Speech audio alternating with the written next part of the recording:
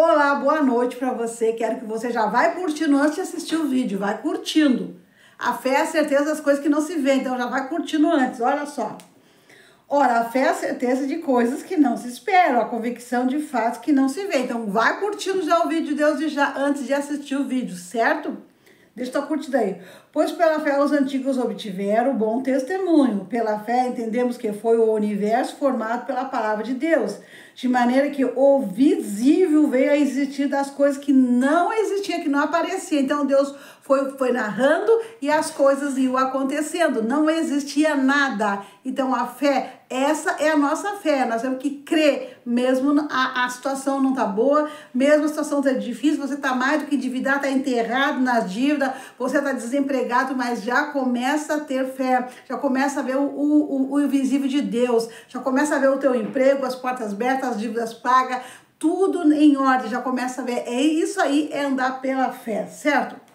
Olha só, pela fé Abel ofereceu a Deus mais excelente sacrifício do que Caim, pelo qual obteve testemunho de ser justo, tendo a aprovação de Deus quando as suas ofertas, por meio dela também, mesmo depois de morto, ainda fala.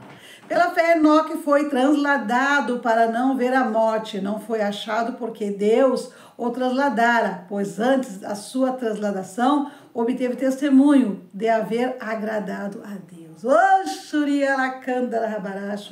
Deus é bom. De fato, sem fé é impossível agradar a Deus. Sem fé você não vai agradar a Deus. É pela fé que você vai ter a tua salvação, é tudo pela fé. Nós precisamos andar pela fé, amém?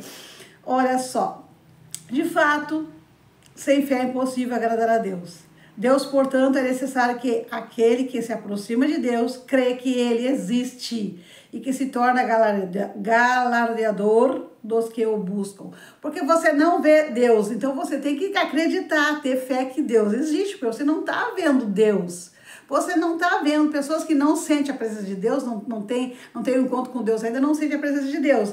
Então, essa pessoa que não sente a presença de Deus, que não teve um encontro com Deus, vai ter que crer, acreditar que Deus, Ele existe, que Deus foi Ele que fez todas as coisas quando não existia nada. Amém?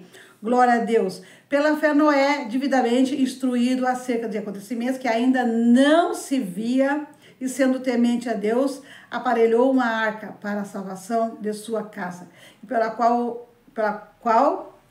condenou o mundo e se tornou herdeiro da justiça que vem da fé. Pela fé ele começou. Deus mandou que viesse uma arca que ia mandar muita chuva. Até ali ninguém conhecia a chuva porque nunca havia chovido na vida até ali. Até Noé nunca havia chovido, ninguém conhecia a chuva. Então ninguém acreditava que iria chover. Mesmo que Noé estivesse fazendo a arca, as pessoas chamavam ele de louco, acreditando num Deus que eles nem acreditavam que existia. Muito menos uma chuva que nem acreditava que ia vir, porque não conhecia a tal da chuva.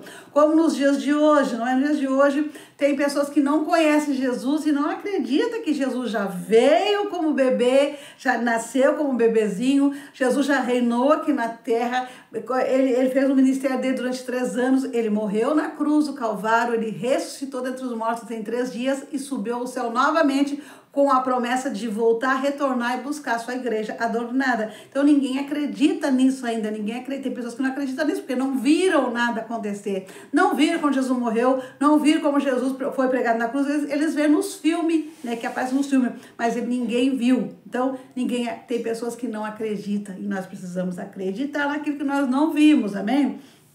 Olha só, aleluia, glória a Deus. Pela fé, Abraão, quando chamado, obedeceu a fim de ir para um lugar que deveria receber por herança. E partiu sem saber para onde ia. Ele foi assim sem saber onde ia, pela fé, porque ele tinha certeza que Deus não ia desejar o mal para ele. Deus ia colocar ele num lugar bem bom, amém?